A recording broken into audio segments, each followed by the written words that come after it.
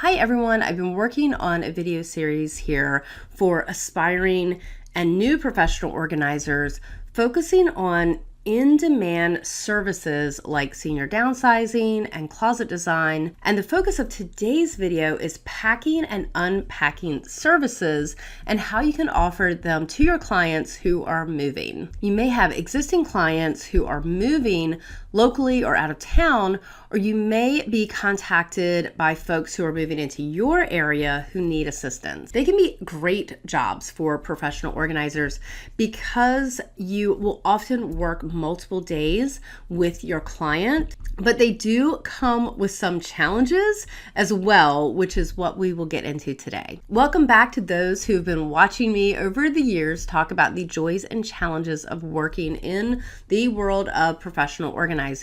And if this is your first time here, welcome, welcome, welcome. If you are launching or scaling up your home organizing business, you have come to the right place. Since I started my own business in 2002, I've gathered a treasure trove of knowledge, all of which I'm very happy to share with you. And for more support, you'll find links to my online courses and also my coaching program in the description box of this video. Moving is a monumental task, especially if you've accumulated years of clutter.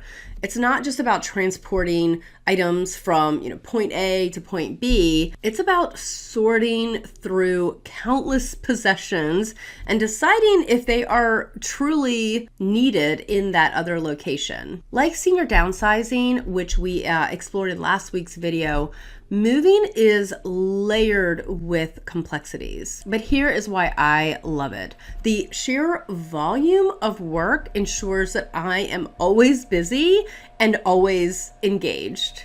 I once single-handedly unpacked a 6,000 square foot home in probably about a week, maybe 5 days. And then that client transitioned into a maintenance client.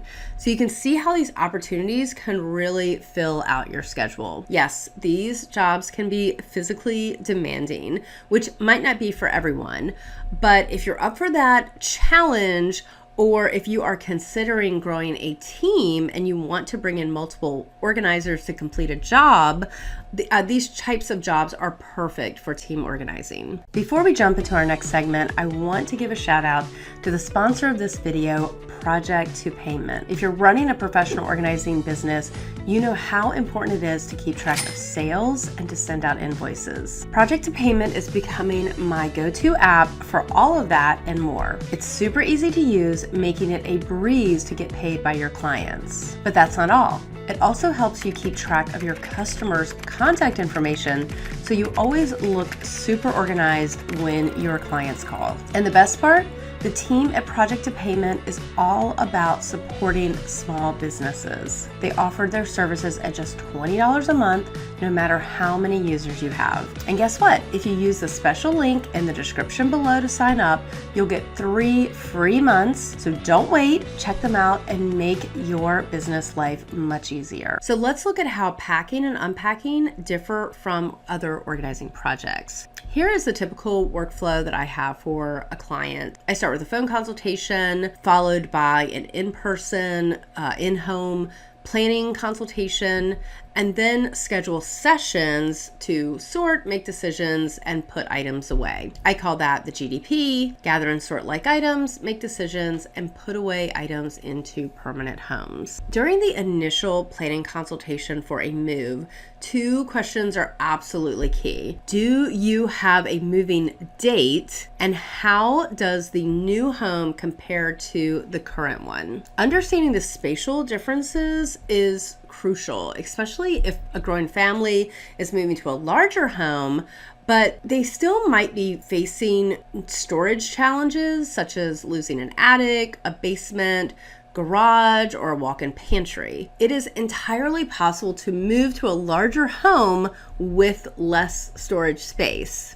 If it's possible, especially for a local move, it's best to have a planning session at both the current home and the home that they are moving into. So when you get both of those perspectives, it's just better for your strategic planning, and you can figure out where the opportunities are for decluttering, and then also helping them design storage and also unpacking the new home. Now, you might also just be unpacking a home for someone who has moved into the area and you're seeing all their stuff for the first time, which I think is more challenging. It's easier for me to move an existing client because I'm just familiar with their stuff and their lifestyle, and I can just plan out, how they will function in their new space. Since the final put away doesn't happen in the current home, my focus shifts primarily to decluttering, and I often ask clients,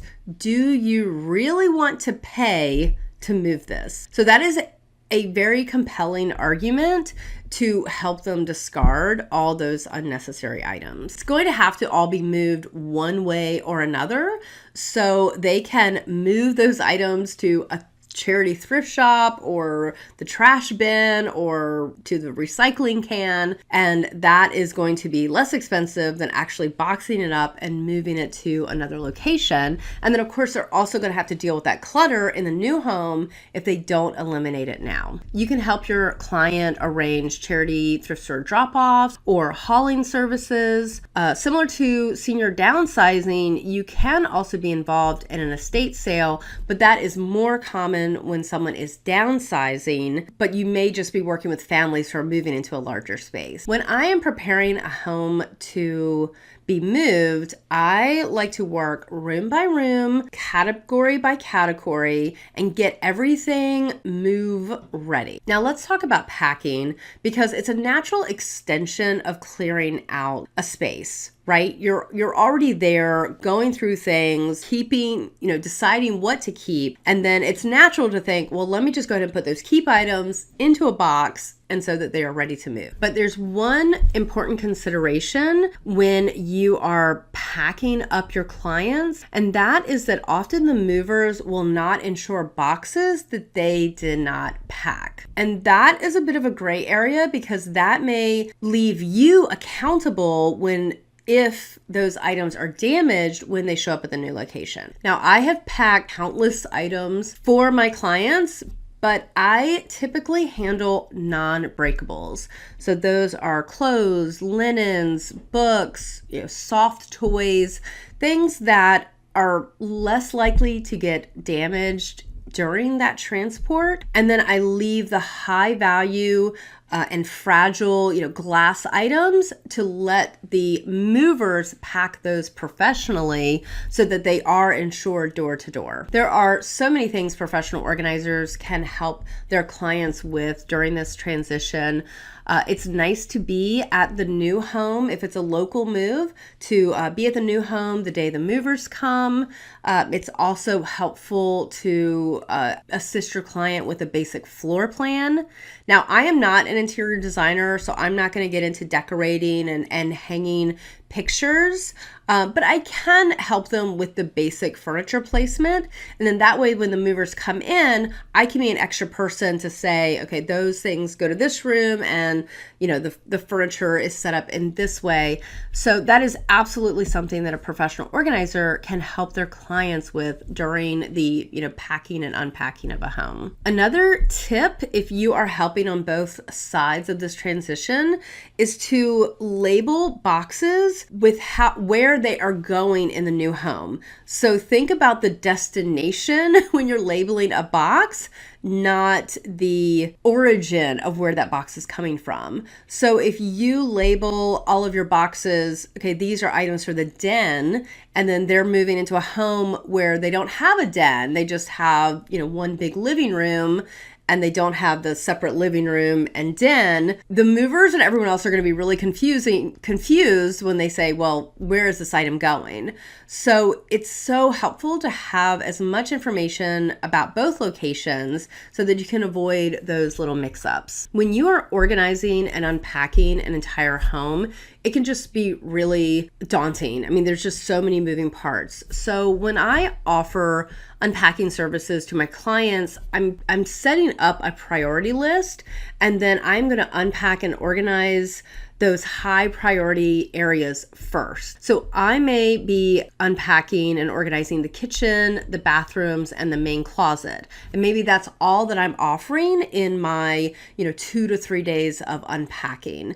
And then you can always add additional days later, but I don't really want to get bogged down into, sentimental items or paperwork or, anything that just has kind of a lot of minutia, and it's just little small things that I know are going to take a long time to organize.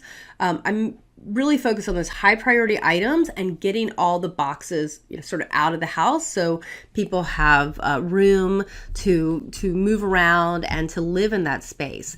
But you don't necessarily have to unpack every single item and organize every item in their home, and certainly not in that first week. You can always come back and schedule organizing sessions after things have gotten a little more settled in. And if you are regularly selling, full service unpacking services, you definitely want to look at expanding your team.